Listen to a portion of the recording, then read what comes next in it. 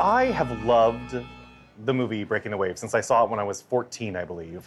And I watched it on VHS. 14 is so I know, it's kind of ridiculous that I saw it at 14. But so I remember, you didn't see it as a date movie? No.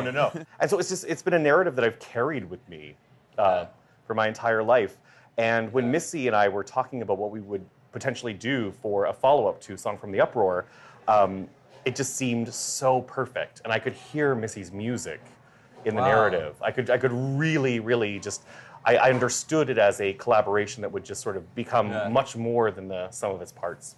The idea, it just stayed with me and it kept haunting me, and I thought, there's something there. You know, I think that we can do something with this, and I think I can hear music that will add something to the story and won't detract from it.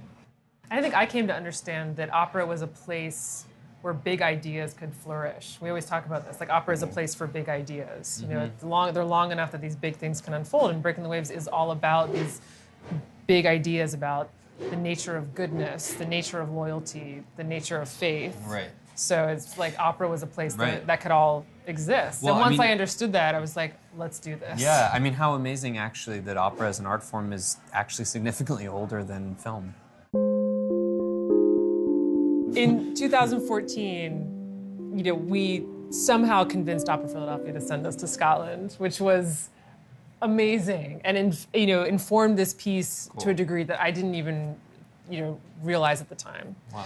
But the most influential thing, I think, was the physical landscape, because I think that I realized when I came back, the physical landscape of Scotland is something that I want to depict musically. So it's like this lush, really soft, green, sensual landscape with this really violent natural elements too. So you have these crashing waves and these really dramatic cliffs that you're about to fall off of, and these rocks jutting out. And I said, that's what the music needs to be. It needs to be this like sensual bed of material with these like crazy unexpected things every time you turn a corner. Wow. So I knew right then, even when we were in Scotland, I was like, the landscape is the most influential thing. Another thing that makes the story so great is just how complex every character is. So I feel like that's what I can do in my role as composer, is to, illuminate the subtext and have the character singing one thing and then the music says something completely different. Mm-hmm. And since every character, Beth in particular, since she's so complicated and so multifaceted, I feel like we can illuminate that, maybe even not in a better way than the film, a very different way. The film is able to, like I keep saying, linger on people's faces in extreme close-up for a length of time that gives you a wealth of information, which in a large operatic house theater setting is not necessarily the same vocabulary. So to take a story that is rooted in place and rooted in tradition and decorum and religion and community and really landscape, and think about how to place that on the stage, what you've done is create a rich sort of, you can taste the feeling of each scene in the air of what the music is giving us.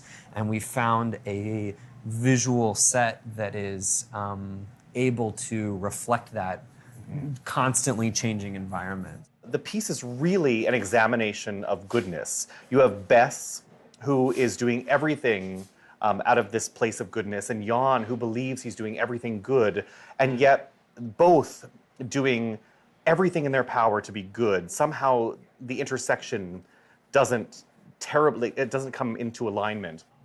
Well, and it's funny because you say Breaking the Waves to someone, or have you seen the film Breaking the Waves? And everyone always thinks about the sex and the violence. It's an intense film, but I think that these ideas, the idea of what is the nature of goodness, what is the nature of loyalty, what is the nature of faith, and how can we all have, actually, we think these things are black and white, but there's huge gray areas, and what happens when they contradict each other. That is so much more juicy and interesting and rich. Absolutely. And operatic. I'm really interested in creating complex female characters because it's so rare that in any media you get a truly complicated female story. And I think that actually, a lot of people will point to Lars von Trier as a misogynist or say that Breaking the Waves has those elements in it, but I think that the most misogynist, sexist thing you can do is to deny a woman any kind of depth or complexity. Mm-hmm. And I think that these movies where women are reduced to these sort of like shopaholic, man-obsessed shallow creatures, that to me is misogyny. And Breaking the Waves is the opposite of that. Yes, she's obsessed with a man, but there's so much going on. And in every moment, she expresses this complexity and this psychological depth.